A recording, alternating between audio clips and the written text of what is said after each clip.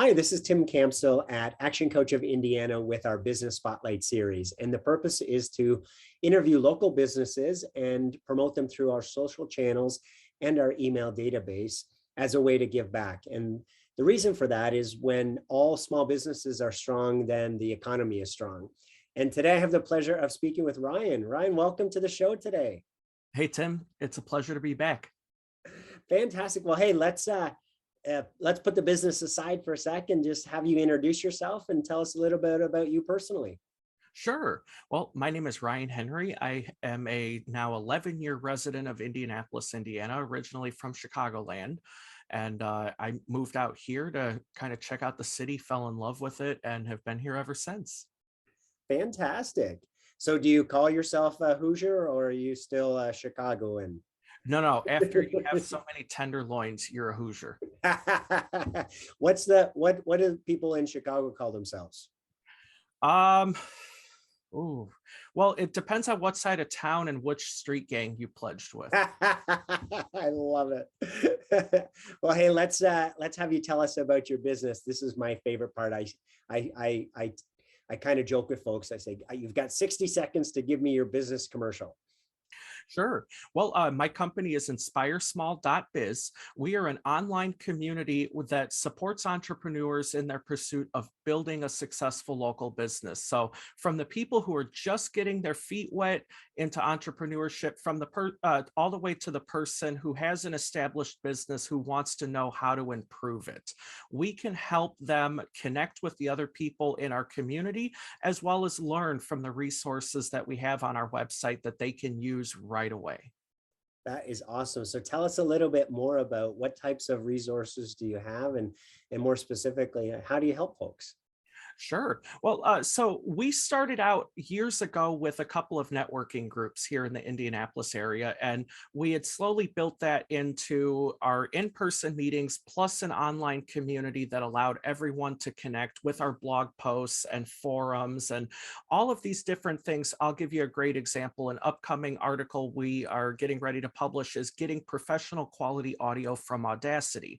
So these are things that through the process of your day-to-day business, you may find it useful to help improve what you're already doing, or for something as basic as building your Google business listing just to help get the word out from the start. Those are the kind of resources that members can find on our website. Fantastic. And how long have you been in business, Ryan? As the parent company that we've assembled here, it was September of 2016 when we formed. INSPIREsmall.biz just launched July 1st of 2021. Well, congratulations. That's exciting. Thank you. So tell us more specifically, who is it that you serve? I know you talked about, startups all the way up into, but is there more to that in terms of who's your best customer or client or what we call a target audience? Our target audience is the one-person solopreneur. So they're excellent at what they do.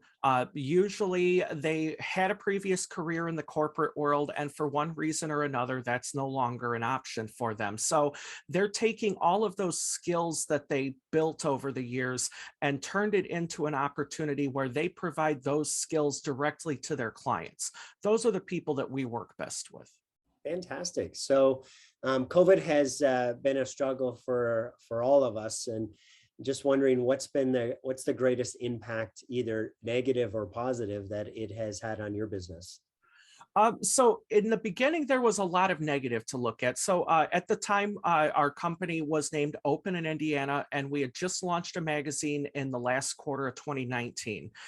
When the COVID lockdown happened in the beginning of 2020, we immediately canceled publication of the next magazine, and we refunded everyone who had advertised, and just that was the end of the project. All efforts now were in how do we convert things that had been in person into a virtual format. And so once we got over the technological understanding of how do we get everyone into these groups, how do we make it work smoothly, how do we let them know when these events are happening, once we finally got the hang of it, things just took off. We were no longer bound to just central Indiana. And so that gave us more confidence in expanding our audience to the entire state.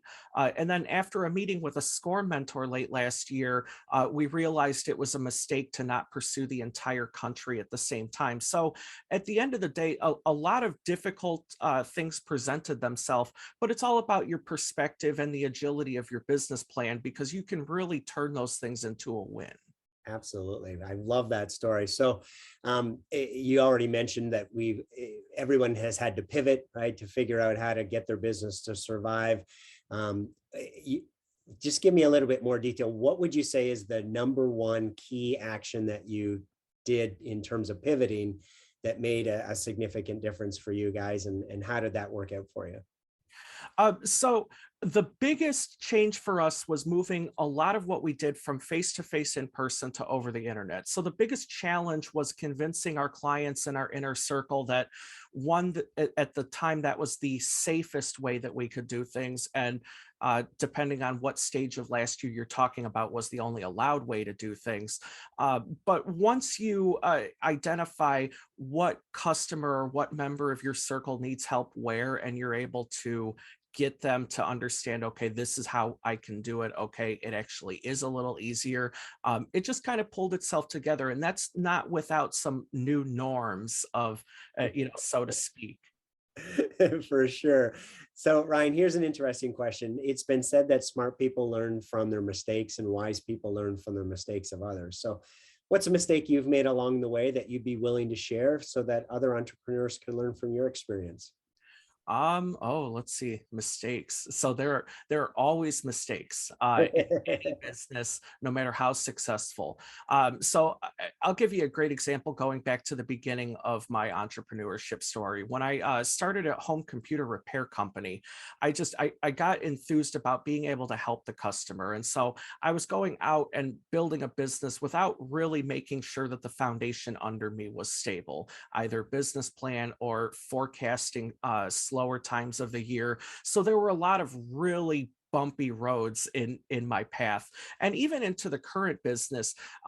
You should always, as a business, be looking for new ways to improve what you do, and from time to time, something that you introduce is just a mistake. So we really got to experience that in the last year, with building up INSPIResmall.biz, because it allowed us to take the things from Open in Indiana that we built over the last several years and do them even better in INSPIResmall.biz, and in some cases drop things entirely. I'd say our organization has really been the biggest improvement over the last year. Fantastic. So, what do you see looking out over the next 12 months as your biggest challenge that you're going to need to overcome?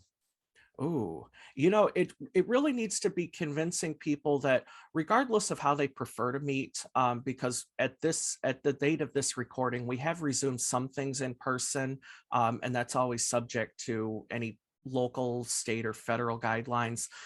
But it's just making sure that we can accommodate everybody in the capacity that they feel comfortable with interacting.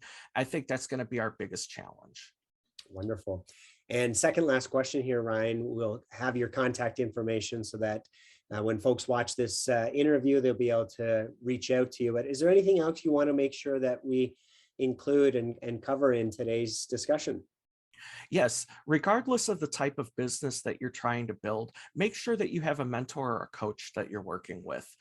These are people who can tell you when an idea just doesn't make sense to them, and their industry experience is invaluable to you as you're trying to build your company. So either contact our host here, Tim, and talk to him, or find someone in your local area, but make sure that you're talking to somebody and that you're getting some outside perspective to your business, because they can potentially save you a mistake long before it becomes costly or a negative effect to your business. I couldn't have said it better myself. Thanks, Ryan. And I have a coach as well. And it's so funny that I can be coaching my clients throughout the week on the same thing, and then my coach points it out to me, right? It's much easier to see it in other people than sometimes it is for yourself. So, Ryan, what is the best way for those who are interested in learning more about your company to get that information? First and foremost, our website, www.inspiresmall.biz. I can also be reached by email, ryan@inspiresmall.biz. We're also on Facebook, Inspire Small Biz, Twitter, and Instagram. I am also on LinkedIn, Ryan Henry. Our telephone number is 317-559-1059.